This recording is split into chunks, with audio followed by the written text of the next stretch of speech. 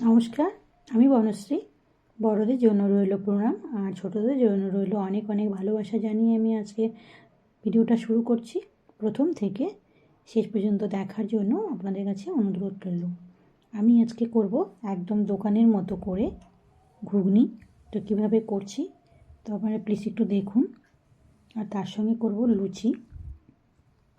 প্রথমে আমি সব কিছু রেডি করে নিয়েছি, তারপরে আমি সরিষার তেল দিয়ে দিয়েছি কড়াইয়ের মধ্যে, দিয়ে তারপরে দিয়েছি ফোড়ন, শুকনো লঙ্কা, তেজপাতা, কাঁচা লঙ্কা আর কুচি কুচি করে কেটে রেখেছিলাম পেঁয়াজ, আদা রসুন আর আলুগুলোকে ডুম করে কেটেছিলাম। এবার এগুলো সবগুলো দিয়ে সব উপকরণগুলো সবগুলো একসঙ্গে ভালো করে ভেজে নেব। তারপরে আমি স্বাদ মতো দিয়ে দিলাম লবণ আর হলুদ, দিয়ে ভালো করে আবার এবার নাড়াচাড়া করে নেব আর একটু সমস্ত উপকরণগুলো লাল করে ভেজে নেব। তো সকালবেলায় আজকে আমি সকালের রান্নাটা এটা করছি, কাবুলি চানার ঘুগনি আর হলো লুচি। তো আমার মোটামুটি লাল করে ভাজা কিন্তু এখন হয়ে এসেছে, তেলটাও দেখুন বেরিয়ে এসেছে। এবারে আমি একটি টমেটো পেস্ট করে রেখেছিলাম সেটা দিয়ে দিলাম। তারপরে আমি কাঁচা লঙ্কা আর আদা বেটে রেখেছিলাম এটাও দিয়ে দিলাম।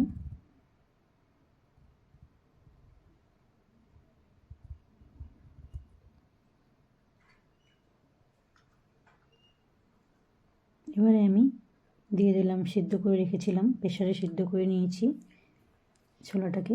এবার ছোলাটাকে দিয়ে দিলাম। এবার সমস্ত উপকরণ সবগুলো একসঙ্গে ভালো করে ভেজে নেব। আর এটা হচ্ছে আমার একটা সিক্রেট মশলা। এটার মধ্যে রয়েছে জিরে, ধনিয়া আর গোলমরিচ, লবঙ্গ, দারচিনি আর হচ্ছে এগুলো সমস্তগুলো ভেজে নিয়েছি, নিয়ে তারপরে গুঁড়ো করে রেখে দিয়েছি, সেটা দিয়ে দিলাম। আর একটু অল্প ঝালের জন্য দিয়েছি আমি 1 চামচের মতো লঙ্কার গুঁড়ো। এবার সবগুলো ভালো করে ভেজে নেব, আবার একটু ভালো করে নাড়াচাড়া করে নেব, যে মশলার গন্ধটা নাহলে রয়ে যাবে। মশলাটাও ভালো করে ভাজা হয়ে যাবে, তার সঙ্গে আলুটাও ভালো করে ভাজা হয়ে যাবে। এই জন্য আবার একটু ভালো করে নাড়াচাড়া করে নিচ্ছি।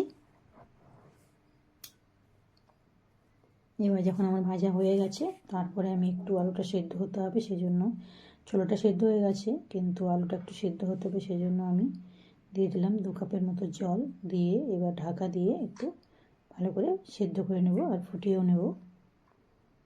তারপরে যখন আমার জলটা ভালো করে শুকিয়ে যাবে আর আলুটাও সেদ্ধ হয়ে যাবে, তারপরে আমি নামিয়ে নেব।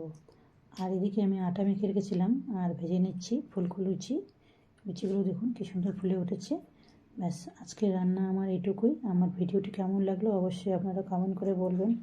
আপনারা ভালো থাকবেন, সুস্থ থাকবেন। এরপরে আমি আবার একটা নতুন ভিডিও নিয়ে আসবো। আপনারা সুস্থ থাকবেন। আজকের মতো ভিডিও আমি এখানে শেষ করছি। টাটা।